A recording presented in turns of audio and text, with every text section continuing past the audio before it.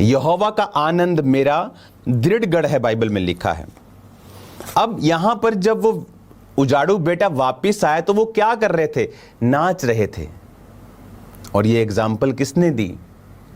Jesus ने। जो चीज आपको नहीं करनी, जीसस उसकी एग्जाम्पल आपको क्यों देंगे? नए नियम में उसकी एग्जाम्पल क्यों है? लोग बोलते हैं नए नियम में कहां लिखा है नाच के वर्शिप करो, क्योंकि उनका ट्रेडिशन था। नए नियम में आपको यह भी नहीं लिखा होगा कि वो ताड़ियां मार के वर्शिप कर रहे थे। आप समझ रहे हैं? क्योंकि दैट्स इन देयर ब्लड, वो उनके ब्लड में है। आप यूपी बिहार में चले जाएं, अमीर अमीर लोग दुनिया के कई जगहों पे चले जाएं, इंडिया के, नीचे बैठ के खाना खाते हैं, वो उनके ब्लड में है। सो जो चीज उनके ब्लड में ही है, उनको वो कर ही रहे हैं। तो आप मेरी बात समझ रहे कि नहीं? वो उनके ट्रेडिशन में है। आज भी अगर आप यहूदियों को देखेंगे, एक वीडियो को आप देखेंगे, एक दो वीडियोस है हमारे पास, यहूदी आज भी, चाहे वो प्रभु की प्रेजेंस हो, उनके घर में खुशी हो, किस तरह से वो सर्कल में डांस करते हैं, किस तरह से वो वर्शिप करते हैं, यहां तक कि उनके जो स्पिरिचुअल पदवी के ऊपर बैठे हैं वो भी हम देखेंगे उस वीडियोस को।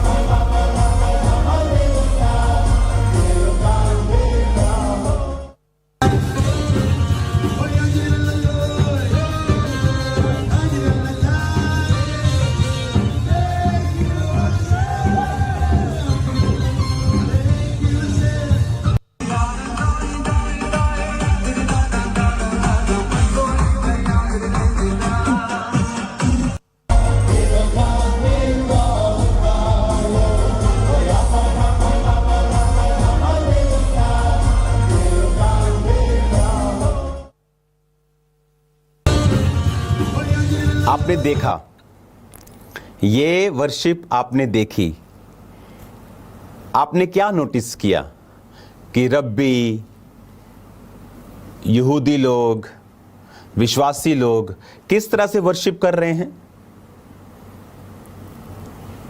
कैसे वर्शिप कर रहे हैं?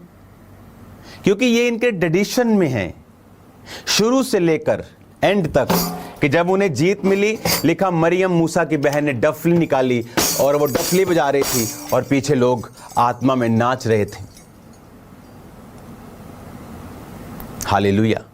किसको नाचने में दिक्कत होगी? सिर्फ शैतान को, और किसी को नहीं।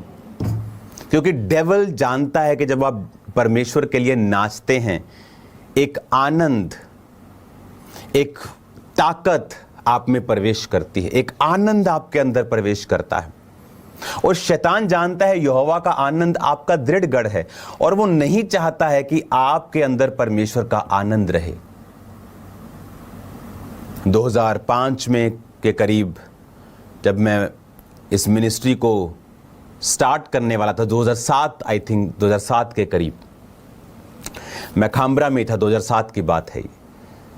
तो मैंने आपको बताया था कि मैं इतना बीमार हो गया कि मुझे लगता था कि प्रभु ने शायद मुझसे जो वायदा किया था सेवा लेने का, शायद वो ऐसे ही था।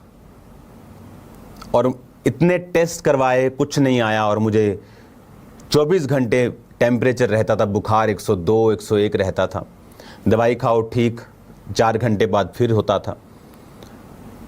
कंघी में मैं नहीं कर पाता था, इतना मैं कमज़ोर हो चुका था। और एक दिन परमेश्वर की आत्मा ने मुझसे कहा कि सॉन्ग लगा, और तब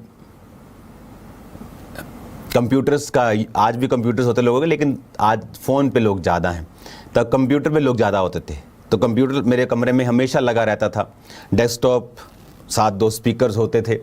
तो मैंने सॉन्ग ऑन किया, नेम दे संदूक अगे दाऊद नचिया, नेम दे संदूक अगे दाऊद नचिया, खोल के मैला दी बारी तीवियों दी तकिया, ये सॉन्ग था। दाऊद का कोई सॉन्ग था, ये एक या एक कोई और हो सकता है, लेकिन दाऊद का वो सॉन्ग था, शायद यही सॉन्ग था कि नेम दे संदूक के दाऊद। और मैं उस सॉन्ग पे मैंने डांस किया बुखार में, और परमेश्वर ने उस अटैक से मुझे आज़ाद किया उस रात। और वो धीरे धीरे वो बीमारी कम होती गई और एक दिन ख़त्म हो गई। हालेलुया। आज हमें मालूम नहीं है और हम जल्दी अपने निर्णय देने लगते हैं, और जबकि हमें बाइबल की अगर डीप नॉलेज हो तो हमें मालूम होना चाहिए कि dance is a form of worship.